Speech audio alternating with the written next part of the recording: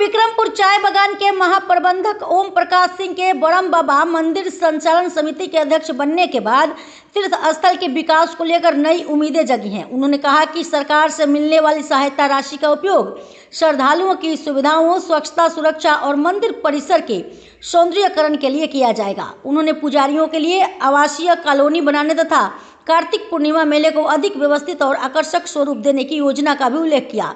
सिंह ने कहा कि उनका लक्ष्य ऐसे विकास कार्य करना है जिन्हें लोग वर्षों तक याद रखें। लगभग 37 वर्षों के चाय उद्योग अनुभव वाले ओम प्रकाश सिंह ने बताया कि सिलकुड़ी चाय बागान अपनी गुणवत्ता के लिए प्रसिद्ध है और वर्तमान प्रबंधन इसे और बेहतर बनाने के प्रयास कर रहा है। चाय उद्योग की आर्थिक चुनौतियों का जिक्र करते हुए उन्होंने योजनाबद्ध प्रबंधन पर भरोसा जताया। भूमि विवादों के संबंध में उन्होंने कहा कि कई मामले पूर्व प्रबंधन से जुड़े हैं और उनकी जांच चल रही है। वर्तमान प्रबंधन का ध्यान कंपनी की संपत्तियों के संरक्षण, चाय उत्पादन में सुधार और श्रमिकों के हितों की रक्षा पर केंद्रित है। क्षेत्र के लोगों को उम्मीद है कि उनके नेतृत्व में बरम बाबा तीर्थ स्थल का विकास होगा और यह भविष्य में असम के प्रमुख धार्मिक पर्यटन स्थलों में अपनी अलग पहचान बनाएगा। प्रेरणा भारतीय डिजिटल न्यूज नेटवर्क के लिए सिलकुड़ी से एक रिपोर्ट।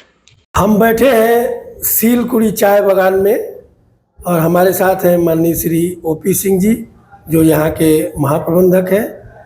और ये स्थान है बरम बाबा का, यहाँ पर तीर्थ है और बराक घाटी का एक बड़ा तीर्थ है जहाँ 9 मंदिर है और यहाँ पर एक बड़ा मेला लगता है। ऐतिहासिक स्थान है। तो ये जो बरम बाबा मंदिर की संचालन समिति है एक बहुत ही महत्वपूर्ण समिति है, उसके अध्यक्ष भी आप चुने गए हैं।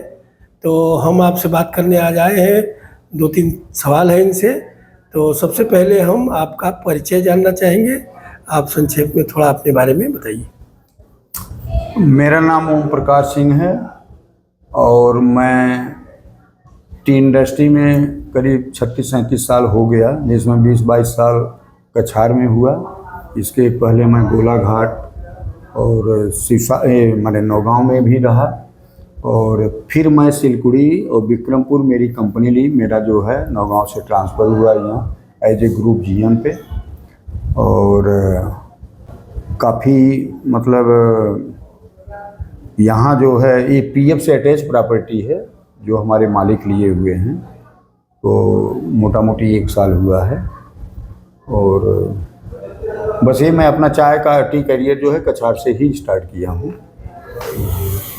जैसा कि आप यहाँ आए हैं और बराक वैली में आप एक पुराने प्लांटर है, कई बागानों में काम कर चुके हैं, आपको बरम बाबा के बारे में पता है।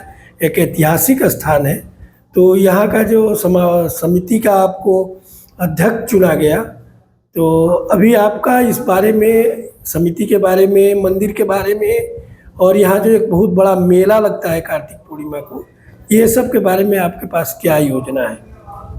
अभी जो है जैसे सुनने में आ रहा है कि अपने चीफ मिनिस्टर साहब और माननीय कौशिक राय जी कुछ फंड जो है अनाउंस किए हैं देने के लिए। तो अगर वो पैसा मिलता है तो मैं डेवलपमेंट का काम करूँगा बरम बाबा के पास। इसमें जो है पंडित जी लोग को एक कॉलोनी बनवाना है। दूसरा जो है बरम बाबा के सामने कुछ ज़मीन के शॉर्टेज के नाते काफ़ी भीड़ लगता है जो 2-3 दिन मेला होता है। उस पर भी हम अपने कमेटी के साथ बैठ करके वो लेंगे कि मतलब यहाँ 4-5 घर मुस्लिम हैं उनको हटा के दूसरी जगह शिफ्ट करेंगे, ये एरिया खाली कराएंगे। साइड में जो लेक है उसको भी अर्थ फिलिंग करेंगे, हम वो एरिया भी बढ़ाएंगे और काम हम करेंगे, मेरी पब्लिक बोलेगी। मुझे मुख से कुछ नहीं बोलना है। ये ज़रूर है कि मैं जो काम करूँगा वो हमेशा याद करेगा लोग। बागान की क्या स्थिति है, क्या संभावनाएं हैं, थोड़ा इसके बारे में हमारे दर्शकों को बताइए। देखिए लैंड तो काफ़ी वैकेंट है और अगर सब में प्लांटेशन किया जाए तो कम से कम फ्यूचर में 15 लाख मैक का गार्डन होगा। लेकिन आज जो माने चाय की मार्केट है वो जो है सपोर्ट नहीं कर रही, इसलिए हर मतलब गार्डन या मालिकों को नुकसान हो रहा है। लेकिन तब भी अगर उसमें जो है रबड़ प्लांटेशन या सागवान प्लांटेशन किया जाए तो भी वो रहेगा। लेकिन अभी तो हम फुल फ्लेज नहीं है। जो भी मैं स्टेप उठाऊंगा मैंने पीएफ डिपार्टमेंट के परमिशन से ही उठाऊंगा।